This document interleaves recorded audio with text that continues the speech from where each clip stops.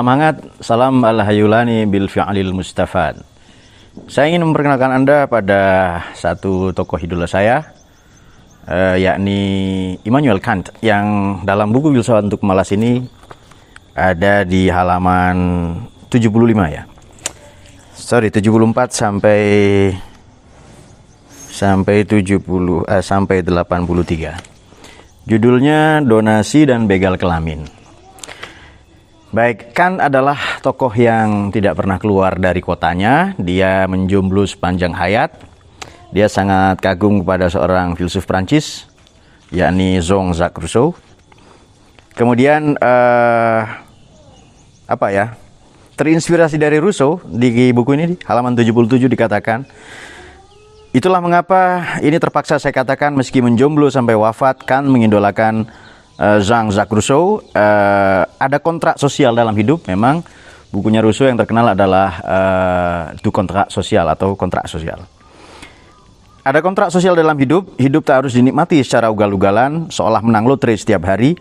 Kebahagiaan pribadi tak boleh menjadi tujuan dalam hidup bersama. Oleh karena itu, tindakan baik tak jatuh dari langit. Manusia harus terus berusaha dengan tekun mengupayakannya saat demi saat. Mula-mula saya ingin katakan begini.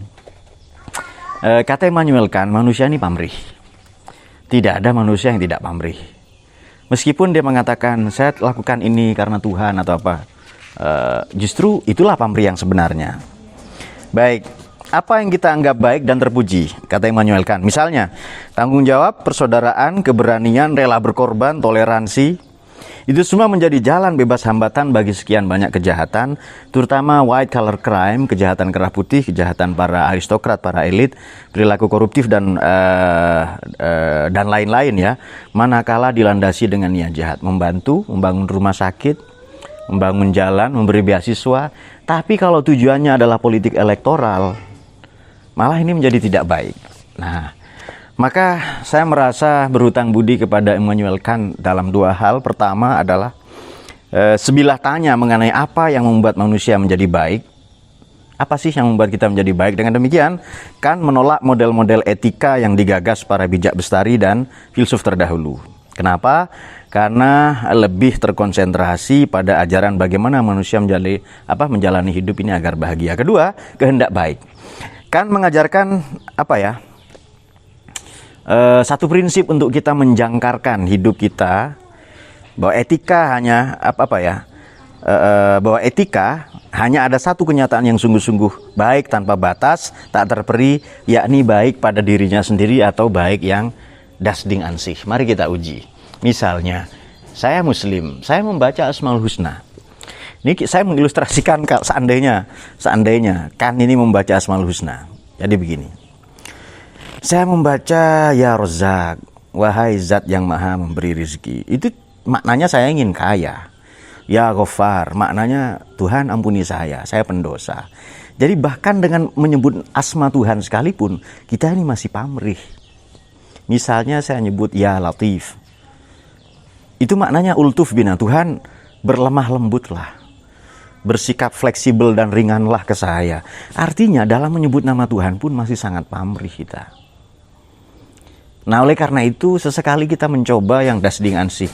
Kalau kita beramal, amal itu sendiri. Kalau kita belajar kuliah, mendaras satu buku, satu matra pengetahuan, bukan karena apa dan siapa, tapi karena pengetahuan itu sendiri, karena ia baik pada dirinya sendiri. Karena ia adalah good yang being itself, yang baik pada dirinya. Sama dengan misalnya kalau saya menghafal Quran, hadis, bukan karena saya untuk berceramah, saya meraup cuan, saya ndawir, ngakalin umat, membodohi umat, ya seperti yang ramai belakangan ini, tidak.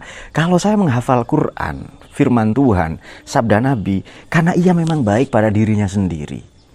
Nah, kebaikan yang das Ding an sich inilah yang kelak dan ini membedakan dengan kebaikan yang das Ding fursich atau das Ding yang furmich, baik untuk saya bukan, tapi memang ia baik pada dirinya sendiri.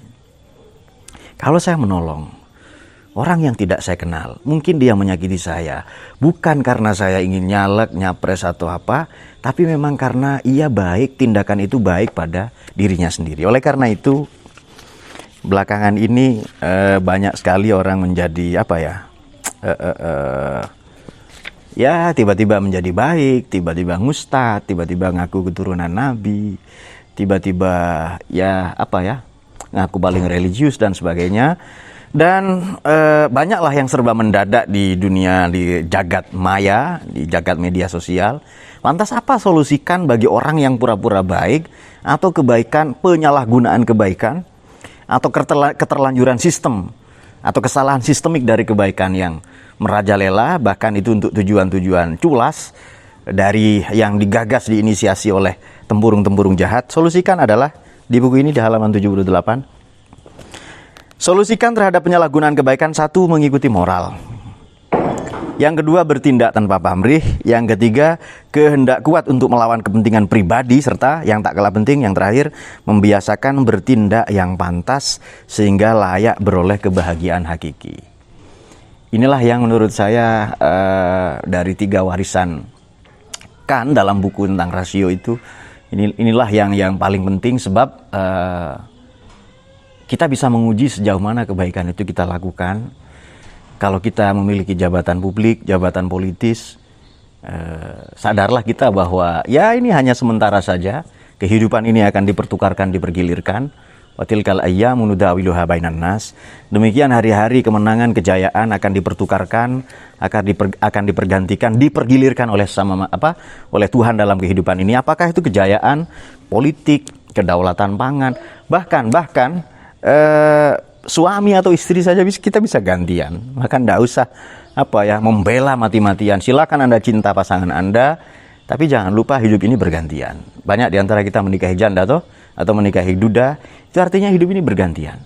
Rumah yang kita tempati, harta benda, sawah, ladang, properti, atau mungkin jabatan, paling lama 2 periode, itu pun kalau tidak buru-buru ketangkep KPK.